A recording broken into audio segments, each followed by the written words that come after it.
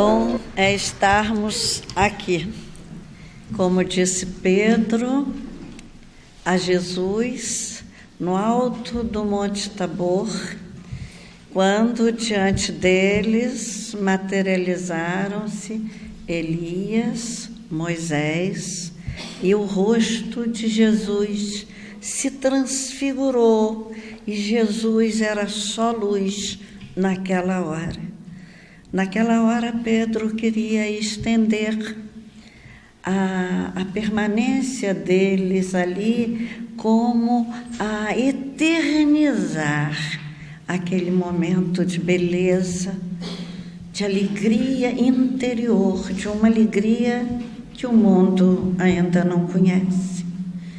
Nessa hora que nós vivemos aqui nesta casa, é mais um desses momentos de uma alegria interior, de um assentamento de nossas vibrações tumultuadas do dia para essa prece em movimento, como ela disse, porque o título do livro foi dado, eu dei esse título pela apresentação que o professor Humberto Vasconcelos faz, onde ele diz que toda boa palavra é uma prece em movimento. Esse é um grande alerta para todos nós.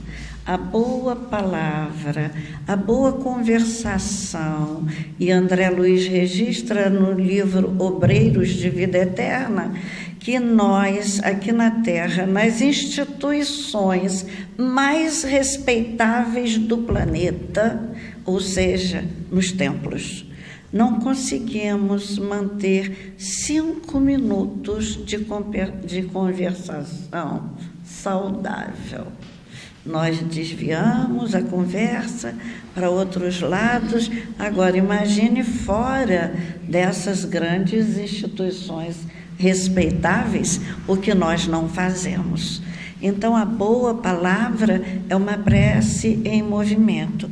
E a minha intenção hoje é trazer para nós, refletirmos juntos, algumas palavras da luz e do bem. O tema me foi pedido pela minha companheira Márcia, que trabalha aqui nessa casa, e o título do nosso estudo hoje é Desânimo é doença. É uma afirmativa. E para desenvolvê-lo, nós trouxemos um poema de um dos nossos mentores da nossa escola Jesus Cristo, que é a casa onde eu trabalho, e que é o grande poeta português João de Deus. E ele diz assim: prestemos atenção ao alerta que esse poema simples, singelo, nos traz. Não te entregues, meu irmão, ao frio da indiferença, que desânimo é doença, regelando o coração. Se há males e dores mil que volvem ao corpo em bando, há micróbios atacando a nossa vida sutil. Repara o sol a brilhar, sem cansaço, sem fadiga, desde o céu à terra amiga, nas nuvens, no chão, no mar. O ninho irradia amor, a fonte clara desliza, serve a chuva, serve a brisa, serve o grão e serve a flor.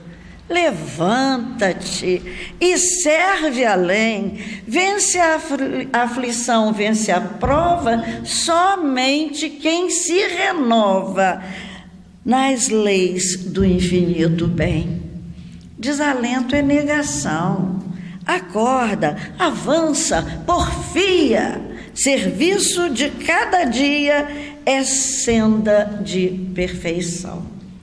Para os que têm pouca intimidade com a literatura portuguesa, João de Deus foi um dos maiores poetas líricos de Portugal e ele teve um trabalho pedagógico belíssimo em Portugal, porque Portugal o analfabetismo graçava naquela época.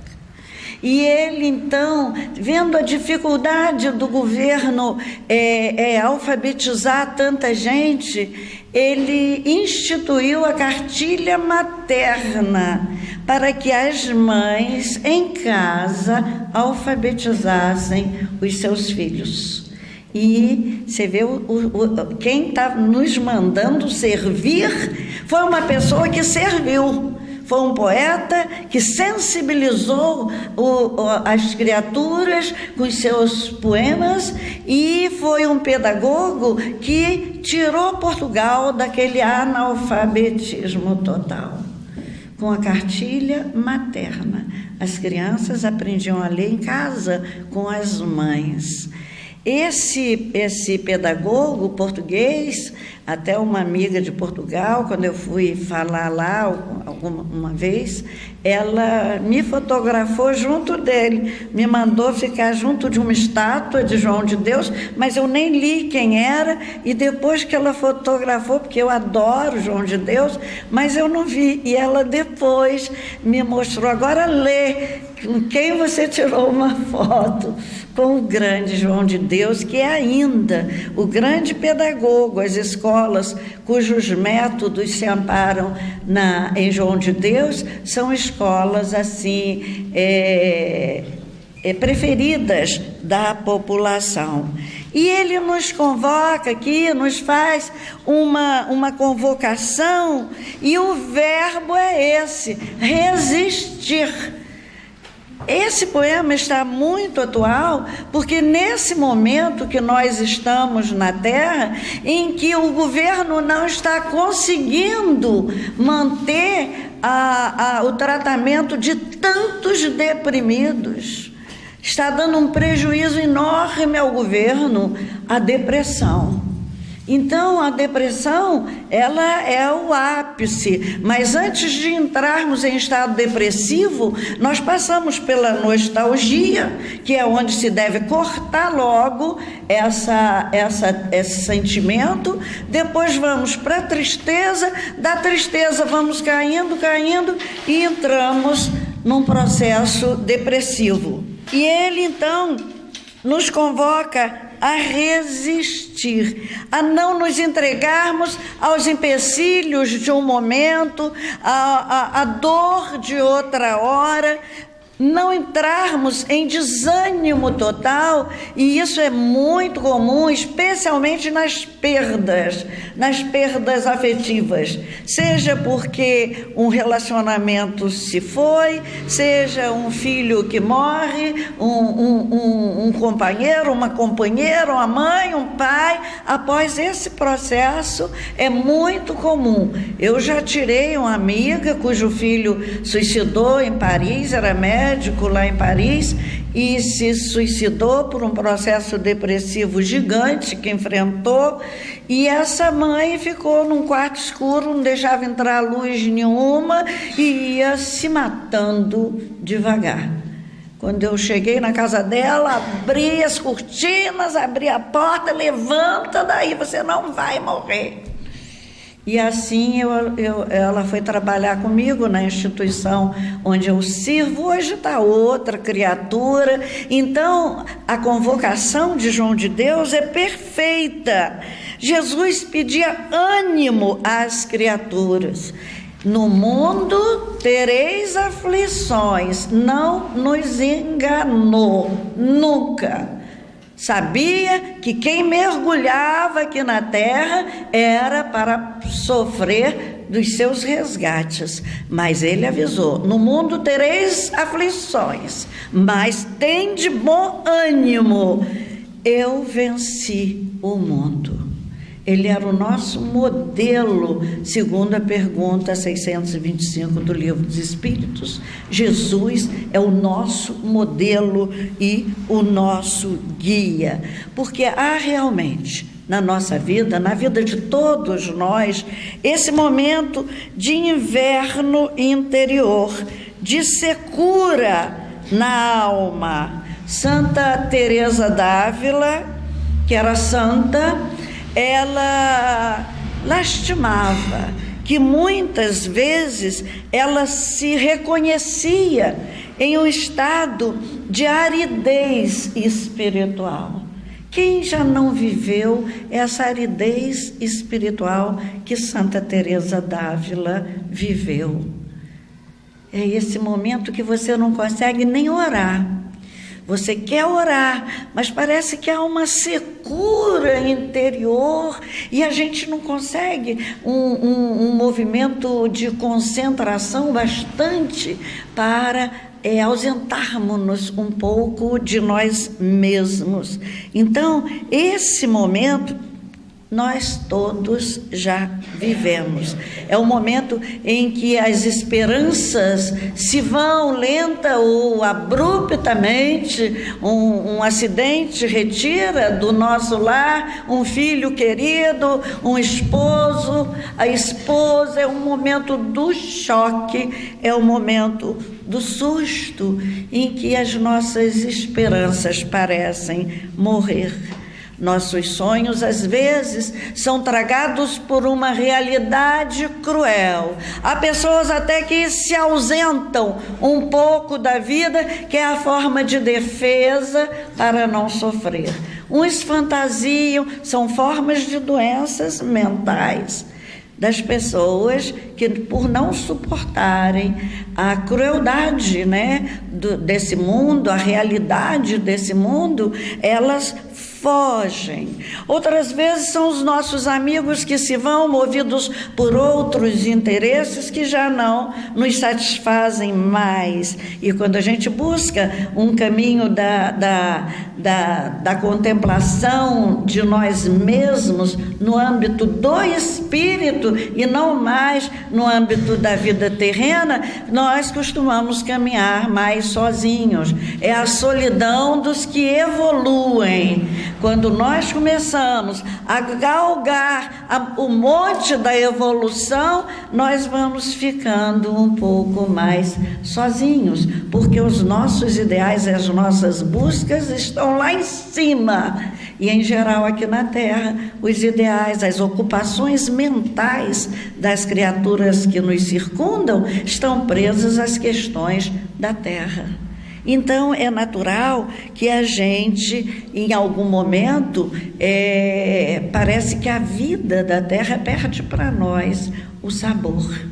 E é justamente nessa hora em que nos recolhemos, que choramos sozinhos com os nossos travesseiros, grandes companheiros de caminhada, nas nossas horas tristes, nesse momento é que nós devemos nos aproximar mais de Jesus. Eu aconselho muito as criaturas, quando estão em muito desequilíbrio, que leiam o Sermão do Monte. É um sermão de alegria. Bem-aventurados felizes. Jesus fala só na felicidade do ser humano e mostra um caminho para ser feliz. O caminho não é o caminho que a Terra apresenta, mas é o caminho da felicidade. Jesus foi o primeiro grande consolador e ele prometeu um outro consolador na época certa, porque o consolador vem justamente na época em que o mundo mais sofre. E ele diz isso no seu sermão profético, que nunca se viu e nunca se verá mais tanta dor na face da terra como esse momento que nós estamos vivendo e que Jesus já descrevia para nós no Evangelho de Mateus, no sermão profético. O princípio das dores é o texto. Então, a gente vai caindo. Eu falo sempre que as crianças observam muito a gente e a gente não sabe, não percebe. Eu trabalhei com criança, com adolescente, com adulto, né? A vida toda. E vi um dia uma criança de 8 anos me ver chegar triste. Eu havia acabado de perder um filho num desastre e estava voltando a trabalhar na semana seguinte. E ele olhou para mim e disse, ia sempre muito arrumadinha para a escola, para agradar os alunos, né? Para os alunos não terem que suportar tanto a cara feia. E aí ele me viu chegar assim, mais desanimado e tal. Ele virou para mim e disse assim, credo, Alcione, você hoje está parecendo uma aposentada. Porque as colegas que já haviam se aposentado estavam esperando sair no Diário Oficial a aposentadoria, elas iam lá só assinar o ponto, né? E ele via aquelas senhoras mais idosas e tal, chegarem desanimadas, porque quando a gente perde o trabalho, a gente cai um pouco, perde o ânimo, a alegria, porque a convivência no trabalho é muito boa. Então ele me achou com cara de aposentado e eu não estava. Na época, eu não estava bem.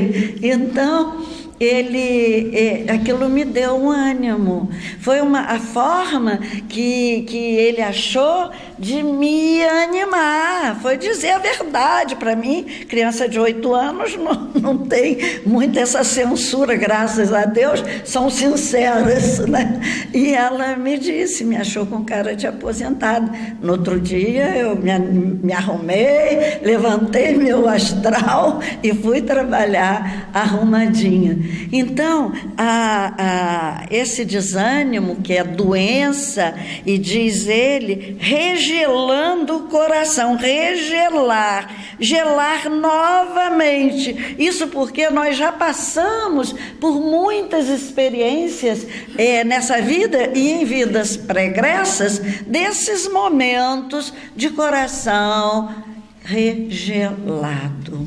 O desânimo é doença, regelando o coração. Há corações que nós chamamos corações lógicos. São aquelas criaturas que tudo está ali na lógica e caminham pela vida com uma certa indiferença pela dor das outras criaturas.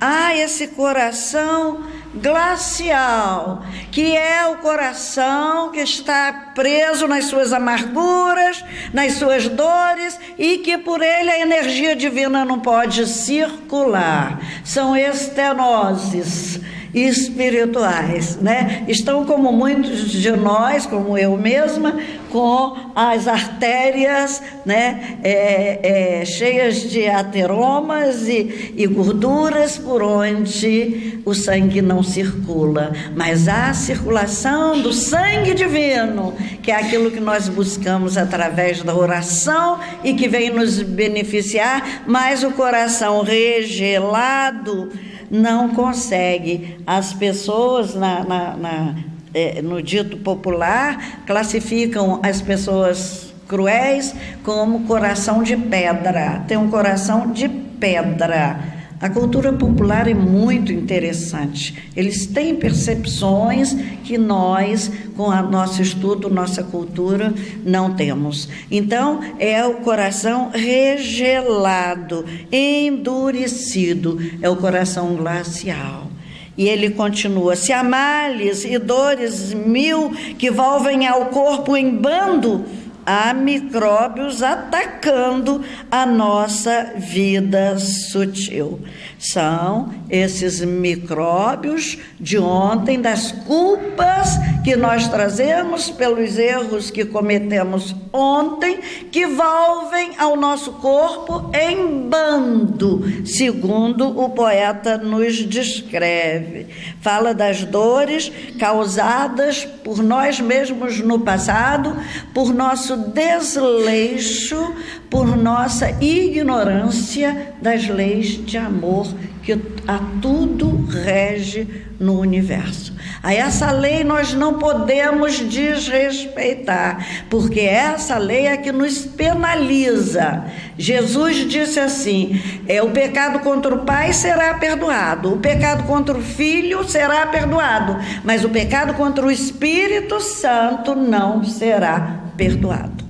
Esse pecado tem que ser ressarcido. É o pecado contra as energias divinas que pululam dentro de todos nós. É o pecado contra nós. É quando nós nos macerando os corações alheios. Então, esses males voltam em bando. Eu me lembro de um primo, Eldo, que começou a degenerar os ossos e tal, e já estava assim de bengala, todo torto, era um rapaz bonito, e um dia ele sonhou que Peixotinho o apanhou na beirada da cama e o levou a um lugar onde ele entrou, uma enfermeira ou uma técnica o recebeu, e ele viu muitos esqueletos humanos, e ele observava e a senhora dava uma aula a ele.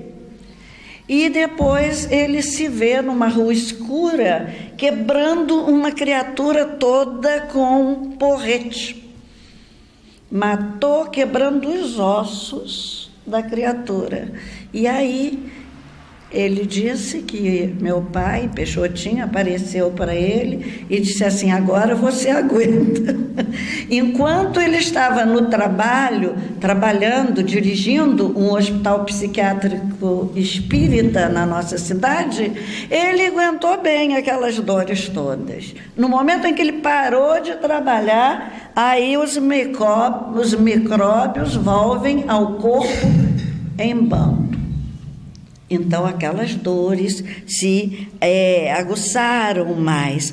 Então, nossos karmas provêm de 3 formas do mau uso de nossas energias. Das 3 energias: energias mentais, energias afetivas e energias físicas. Nesse caso do meu primo, ele abusou da energia física e veio, e eu brinco com ele, que agora estou com problema no joelho, eu disse a ele, pelo menos uma pauladinha eu devo ter dado, e foi na perna da criatura, agora já estou andando mancando. Então, são os nossos atos do passado que volvem. Então, há micróbios atacando a nossa vida sutil, ou seja, a nossa mente. Nosso corpo espiritual já vem pelas culpas que nós vivemos na espiritualidade, já vem adoecido por todos esses pensamentos de culpa que atingiram o nosso corpo espiritual. Então, além desses karmas que nós trazemos, ainda temos que enfrentar os micróbios invisíveis mantidos pelos pensamentos infelizes dos homens aqui na Terra. E isso agora está uma coisa tenebrosa. No livro Os Mensageiros, de André Luiz, um instrutor de André Luiz, numa incursão à Terra com um grupo de estudiosos, ia caminhando pelas ruas do Rio e ia orientando, ensinando durante a caminhada, e mostra um local assim na via pública e pergunta: vocês estão vendo aquela mancha escura ali?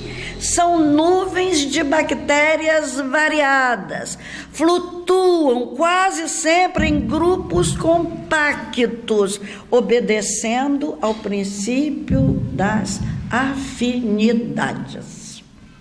Passa alguém com um pensamento luminoso, em oração, ou com um pensamento bom, pensando, preocupado em alguém, de servir alguém, de ajudar alguém, essas bactérias desviam, porque elas buscam as pessoas pelas afinidades mentais.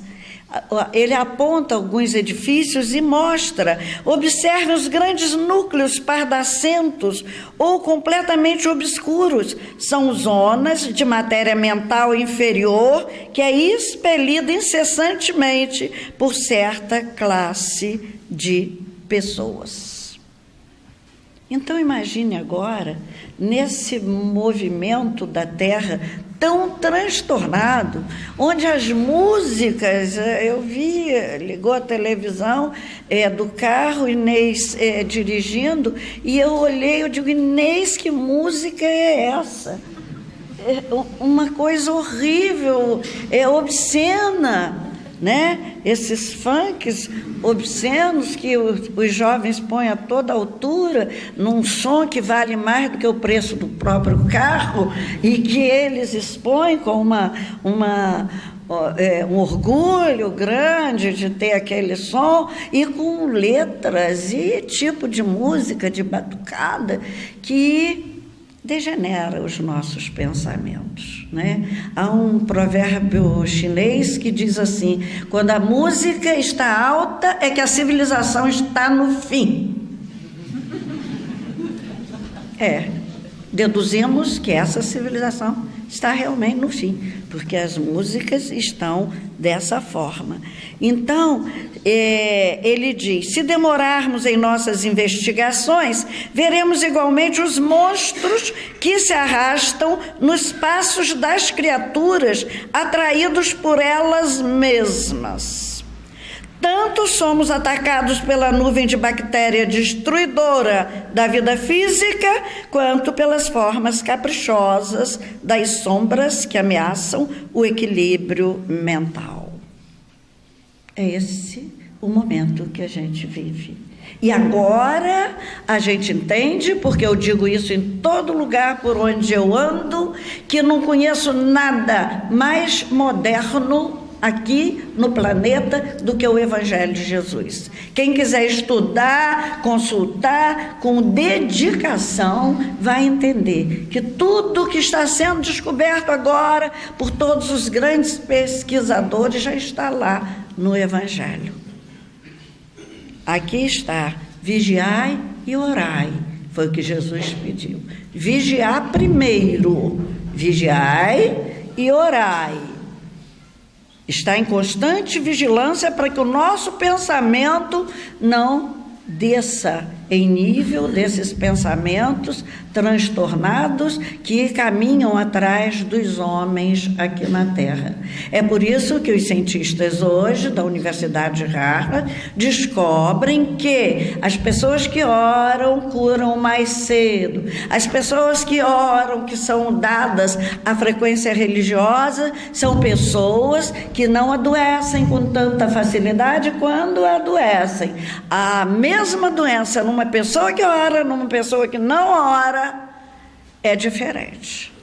Na pessoa que não ora, ela cresce muito mais facilmente, mata muito mais rapidamente. E na pessoa que ora, essas doenças idênticas e as que trabalham. Eu tenho uma amiga em Cabo Frio, morei em Cabo Frio muitos anos, deixei lá uma amiga que é um monumento de trabalho que eu conheço. As escolas de samba lá, todas homenageiam, ela é super homenageada na região toda. Porque no sofrimento dela, ela criou a PAI para todo lado, dirigiu a PAI, não precisava ter lugar organizado, não, já despachava no banheiro, que era o único lugar seguro, e dali as obras que ela criava, todas crescendo. Depois foi creche numa comunidade paupérrima, depois ela fundou asilo de idosos, agora ela tem câncer de seio, ela reuniu os amigas do peito e começou a dar força às pessoas que têm câncer. Os homens de lá com câncer de próstata, pediu a ela que organizasse também um grupo dos homens, e ela vive. E eu ligo para ela: Joelma, como é que você está, minha filha? Estou ótima, não tenho tempo para morrer, Deus me largou. Ela não tem tempo para morrer, porque tem muito serviço. Então, essa é a vida, é como as pessoas podem driblar as suas dores. Essas bactérias que nos atingem, nós costumamos lá em casa orar sempre pelas pessoas que vão ser operadas, né? Fazemos na véspera prece, reunimos o grupo amigo e vamos orar pedindo a higienização do centro cirúrgico, porque ali fica muita bactéria mental. O medo de uns, a conversa às vezes malsã que os médicos travam nessa hora, dizem que é para descontrair, eu não sei, mas a conversação que atrai essas formas de trevosas, de bactérias, de vírus, né? E o que nós estamos fazendo hoje aqui nessa casa? Nós estamos melhorando a nossa matéria mental. Estamos, durante esse tempo que estamos aqui, vamos prestando atenção no que o orador fala e vamos desligando-nos desses processos infecciosos que podem nos atingir. A reunião pública é a grande clínica de um grupo espírita. É aqui que nós somos tratados, não se iludam. Nessa reunião a gente pode ver muitos amigos de cada um dos senhores que aqui vieram hoje, tratando com aparelhos, colocando aparelhos. Eu vejo muito colocando aparelho na cabeça de muitas pessoas. Eles estão trabalhando, é nessa reunião que nós nos tratamos. Então, diz a André Luiz que o bom orador é um desligador de tomadas mentais. O orador tem que conseguir que a assistência fixe nele para que ela pense naquilo que ele está falando e o pensamento não voe, né? Porque diz o poeta que o pensamento parece uma coisa à toa, mas como é que a gente voa quando começa a pensar, né?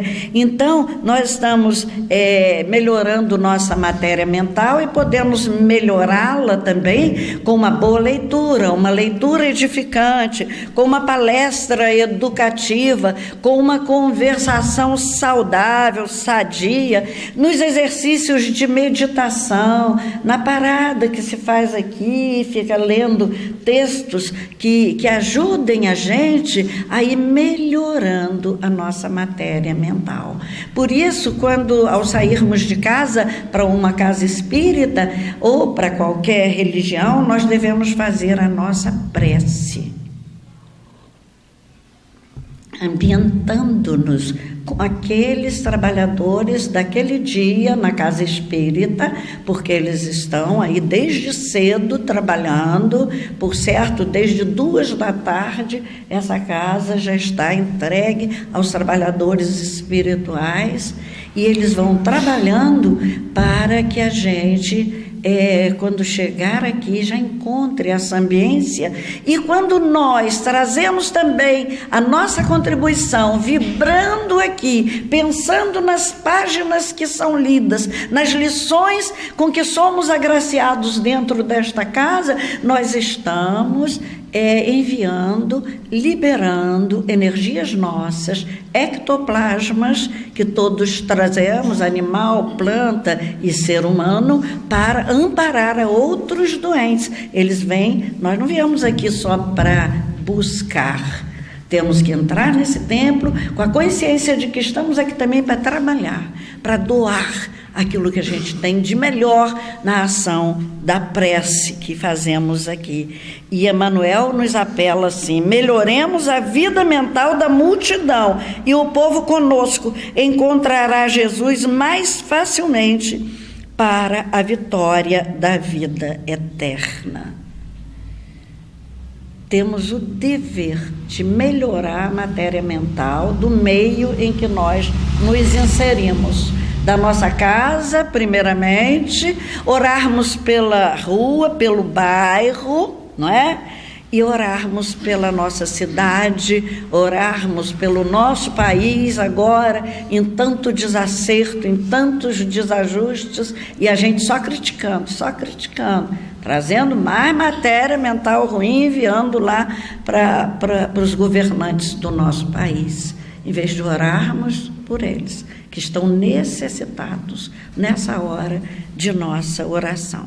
E continua o poeta, até esqueci que eu estou num poema, né? Repara o sol a brilhar, sem tristeza e sem fadiga, desde o céu à terra amiga, nas nuvens, no chão, no mar. Essa estrofe nos concita a centrar os nossos olhos na luz. O sol é a metáfora de luz e de vida. Nós temos que centrar os nossos olhos espirituais nas coisas que vêm da luz, nas coisas úteis, nas coisas que podemos chamar de eternas.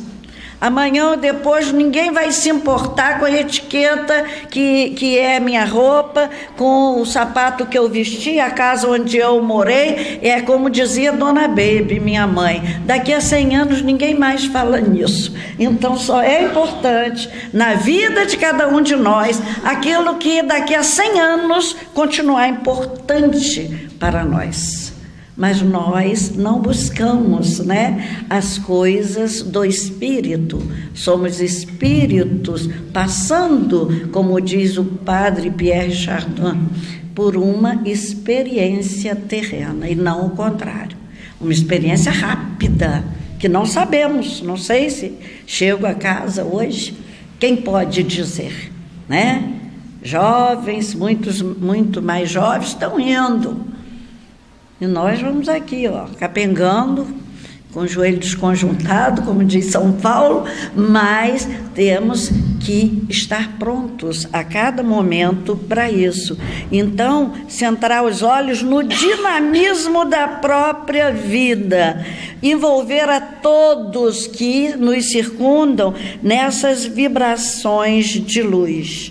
Nuvem, chão, mar, todos. Nuvem, símbolo da fantasia. A nuvem, no movimento simbolista, tinha esse símbolo do efêmero, né? Nuvem, fumaça. Os poetas simbolistas usavam muito a nuvem com essa simbologia. Então, a gente trabalhar essas criaturas que ainda estão nas nuvens, não é? Estão presas a fantasias da terra. É esclarecer e vivificar os que estão no alto patamar, que às vezes têm muito conhecimento, mas ainda não acordaram para o sentimento. E às vezes os nossos exemplos de trabalho no bem podem servir de um despertar, um sino que toque na cabeça das criaturas que só trabalham até aqui com os seus conhecimentos e esquecem dos sentimentos. Então, trabalhar os grandes, o mar e o pequeno, o chão, são metáforas fundamentais nesse entendimento. Que ninguém esteja fora do nosso raio de luz, do raio de luz que cada um de nós pode projetar durante a sua vida. Viver aqui na Terra com a consciência de que somos espíritos e que a vida não é lá, né? Esperar morrer para fazer, para ser, para onde eu vou para onde eu vivo aqui. Eu vou ser exatamente aquilo em que eu vivo hoje em meu pensamento. Ninguém precisa se questionar sobre a morte, sobre o futuro, não. Futuro é isso que nós estamos vivendo aqui. Quem se eleva aqui vai buscar regiões mais elevadas, porque a gente sempre se agrupou aqui na Terra pelas identidades, pelas pessoas que se parecem conosco. Por isso que muitas das minhas amigas que eu amo ficaram um pouco para trás na minha vida, porque eu tenho outra opção de vida e quase a gente não tem muito tempo para se encontrar. A gente é o caminhar sozinho, a caminhada da evolução, ela é assim mesmo. Então, é esclarecer e vivificar a todos, aos grandes e aos pequenos, com a nossa energia, com a nossa alegria, com o nosso amor. Ele nos conclama a sair dessa escuridão de nosso mundo mental, frustrado e triste, às vezes por coisas tão pequeninas, que mais na frente a gente, meu Deus, perdi tanto tempo com isso. O que era isso na minha vida? É tentar olhar daqui a 100 anos, como ensinou Dona Bebe, que a gente chegava machucada, ela olhava, bobagem, daqui a 100 anos ninguém vai. Uma criança machucada não tinha nem noção do que seria 100 anos. Nenhum, mas a gente engolia. E quando a gente cresceu, a gente foi usando esse daqui a 100 anos. Isso é um símbolo das importâncias das coisas, do que é importante e o que é desimportante. Então, esses sintomas que antecedem a depressão, que é o pessimismo, a dificuldade de tomar decisões, de fazer as tarefas costumeiras, toda a nossa rotina fica alterada. A impaciência é outra característica da depressão. As pessoas ficam impacientes, mesmo que aparentemente seja aquela pessoa com ar mais pacífico e paciente da vida, por dentro é uma revolução, é uma guerra interna. Então, a gente evitar que as coisas se ampliem dentro de nós, dando-nos essa sensação de que nada nunca vai melhorar. Essa irritabilidade que a gente vê no trânsito, especialmente no Rio de Janeiro, no estado do Rio de Janeiro e São Paulo.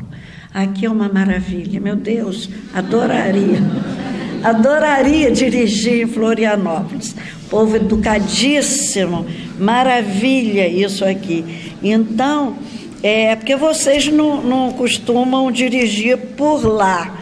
Se vocês dirigissem por lá, vocês iam entender muito bem do que eu estou falando, porque vocês vivem num paraíso. Eu já tive vontade até de mudar para cá por causa disso, mas infelizmente não posso.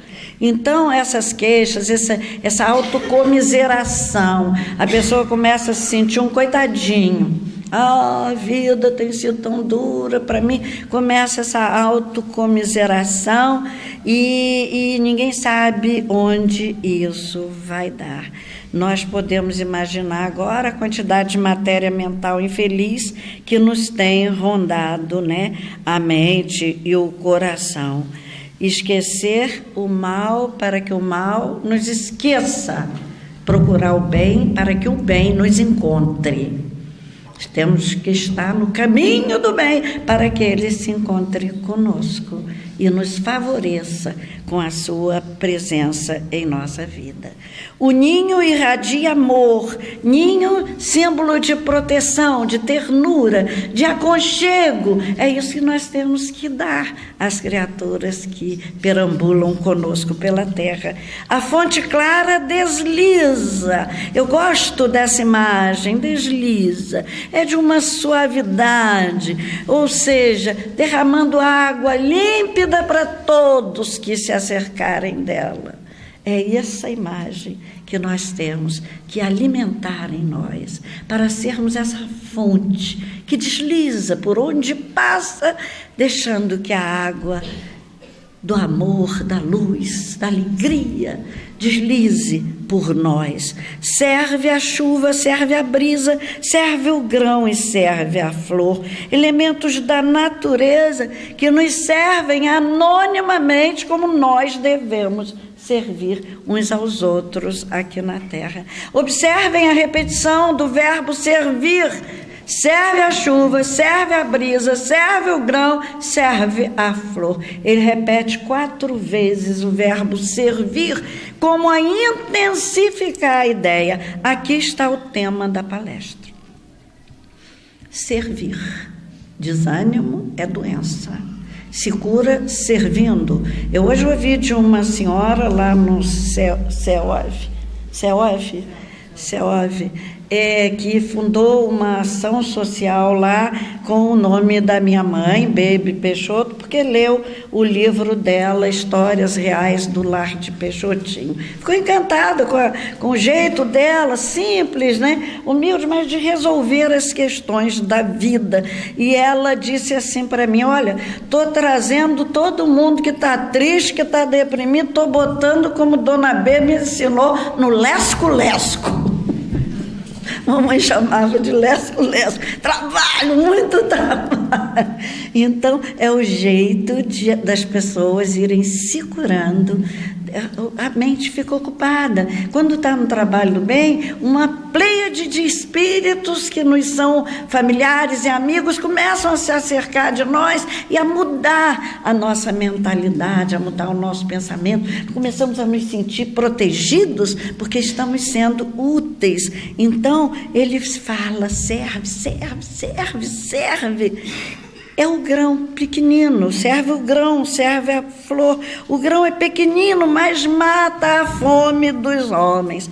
E diz André Luiz aqui, numa página desse livro maravilhoso, que todo mundo deve ter em casa, para uma consulta diária, Agenda Cristã, ele diz assim: contemplando as dificuldades da sementeira, não se detenha no receio à enxurrada ou a vermes daninhos. Recorde o pão que lhe fartará o celeiro.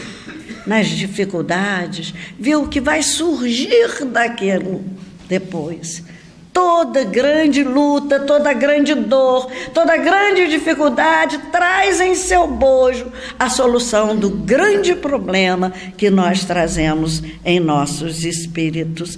Então, a semente de mostarda, a que Jesus se referiu, a menor de todas as sementes, as pessoas que vão ao Oriente e recebem, vão visitar os lugares santos, elas me contam que eles costumam lá, para lembrar essa parábola de Jesus, essa passagem, bota um grão de mostarda aqui e manda a pessoa fechar a mão.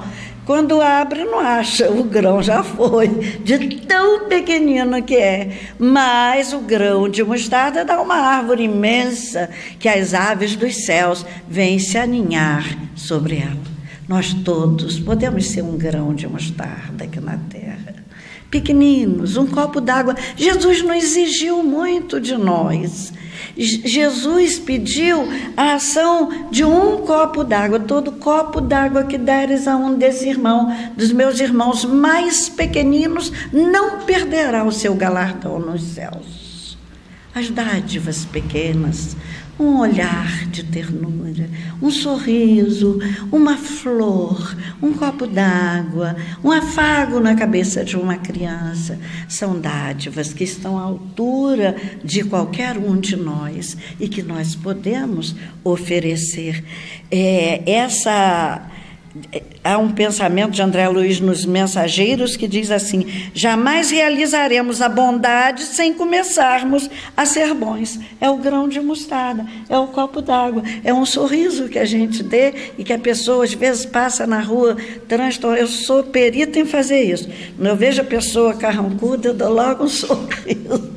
Quando chego no banco para ser atendida, primeiro eu dou um sorriso, dou um bom dia bem feliz, e as pessoas quebram as suas angústias com o que a gente emite vibracionalmente com o nosso sorriso. Aí nós vamos ver no final a chave que nos abre a porta à liberdade verdadeira está contida então nesse verbo servir. E aí o ânimo final que ele nos dá: levanta e segue além, vence a aflição, vence a prova, somente quem se renova nas leis do infinito bem. Jesus usou muito esse verbo levantar, em muitas ocasiões. Na parábola do filho pródigo, que eu acho linda, que devia se chamar a parábola do pai compassivo, porque, na verdade, a gente olha primeiro o defeito para depois olhar as virtudes. é a parábola do pai compassivo. Quando o filho pródigo já está jogado na vida, gastou todo o dinheiro, viveu a vida material abundantemente, e quando ele descobre que está comendo as alfarrobas dos porcos, porque não tinha mais o que comer, a cidade passou por grande fome, e ele estava no fundo do poço, cuidando de porcos. Ele então diz assim: levantar-me-ei e irei ter com meu pai. É o verbo levantar. Jesus conclamou as criaturas a levantar. Ao paralítico disse: levanta, toma teu leito e anda. E o paralítico levantou. Ao filho da viúva de Naim, que estava morto, sendo levado para ser enterrado, ele diz: jovem, eu te ordeno, levanta-te. E o jovem ressurgiu, levantou e foi-se. Então, Jesus nos pedia que levantássemos e seguíssemos, não que ficássemos parados, chorando pelo ontem triste que em que nós caímos ou que nós desenhamos para nós. É olhar o amanhã. A gente não pode resolver as coisas do passado, que já se foram. Embora não se possa voltar atrás e fazer um novo começo, qualquer um pode começar agora e fazer um novo fim para a sua vida. E estamos aqui para trabalhar um novo fim para nós. Jesus nos animava sempre. Desalento é negação, é negar a vida que Deus nos deu. Acorda, avança, porfia, 3 verbos fortes. Serviço de cada dia é senda de perfeição. Pequenos servicinhos abrem uma senda, é pequeno ainda, mas vai abrindo caminhos maiores a novos trabalhos, a novos serviços. André Luiz diz assim: não intenteis o voo sem haveres aprendido a marcha. Primeiro nós vamos nas sendas pequeninas, para depois encontrarmos os grandes caminhos de nossa libertação. Emmanuel nos aconselha: bem-aventurados serão todos aqueles que aproveitarem o dia generoso, realizando em si próprio, em derredor de seus passos, as obras santificadas daquele que os enviou. Então, é o que Jesus quer. Jesus nos dizia: convém que eu faça as obras daquele que me enviou enquanto é dia. Caminhar enquanto é dia, enquanto estamos sendo favorecidos pela lucidez das nossas mentes, enquanto temos as pernas que ainda podem caminhar em direção ao sofredor, enquanto os nossos olhares, os nossos olhos não estão turbados e podemos enxergar o olhar triste dos irmãos que passam por nós. É essa hora, é o hoje, é nessa hora de hoje que nós temos que iniciar o nosso trabalho. Como diz Peixotinho, ontem já lá se foi e o amanhã ainda não chegou. Nem sabemos se chegará aqui para nós nessa vida. Mas o que nós temos, a nossa matéria sublime, divina, para trabalharmos por nós mesmos, é o nosso hoje. Então, lembremos-nos da oração de Alta de Souza e encerramos com ela, com essa prece, agradecendo a Deus por passarmos por essa cidade, por conhecermos tantas criaturas tão delicadas, tão simpáticas, por fazermos nessa cidade tantos amigos, e eu agradeço louvando a Deus com a prece de Alta de Souza. Hoje, Senhor, resplende um novo dia, que deveres e júbilos condensa. Nova esperança, luminosa, imensa, renascendo da noite espessa e fria. Dá-me trabalho por excelso guia, e ensina-me a servir sem recompensa, e a fazer do amargor de cada ofensa uma prece de amor e de alegria. Que eu te veja na dor com que me elevas, por flamejantes sol rompendo as trevas, ante a beleza do celeste abrigo, e que eu possa seguir na caravana dos que procuram na bondade humana a glória excelsa de viver contigo. Muita paz. Deus abençoe o estado de Santa Catarina e a todos que aqui vivem e trabalham para que o nosso Brasil seja melhor. Obrigada.